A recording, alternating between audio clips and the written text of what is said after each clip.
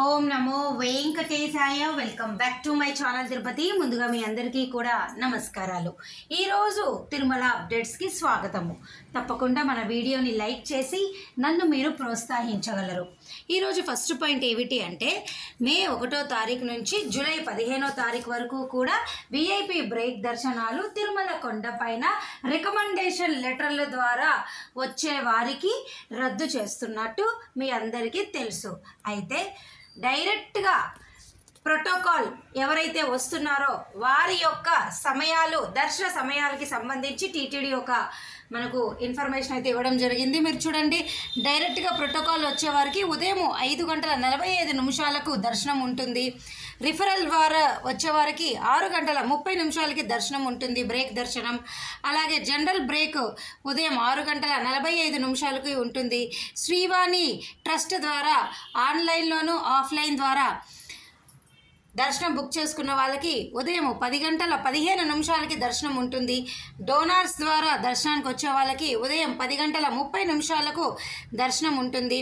అలాగే TTD retired employees retirement honours ద్వారా దర్శనానికి వచ్చేవారికి ఉదయం 11 గంటలకు మీకు బ్రేక్ దర్శనం అనేది అయితే ఉంటుంది.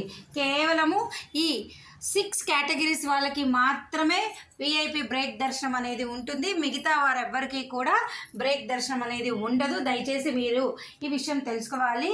వేసవి సెలవుల కారణంగా భక్తుల రద్దీ అనేది అధికంగా ఉన్నది కాబట్టి ఈ నిర్ణయం అనేది ప్రతి సంవత్సరం కూడా టీటీడీ వారు తీసుకుంటారు.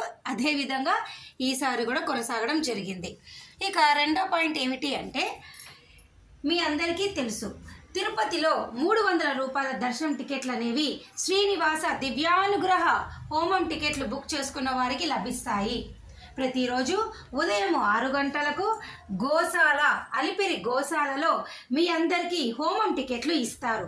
ఈ టికెట్లు తీసుకున్న భక్తులు మీరు డైరెక్ట్గా ఈ హోమం అయిపోయిన తర్వాత అదే రోజు తిరుమల కొండపైన 300 రూపాయల దర్శనాన్ని చేసుకోవచ్చు.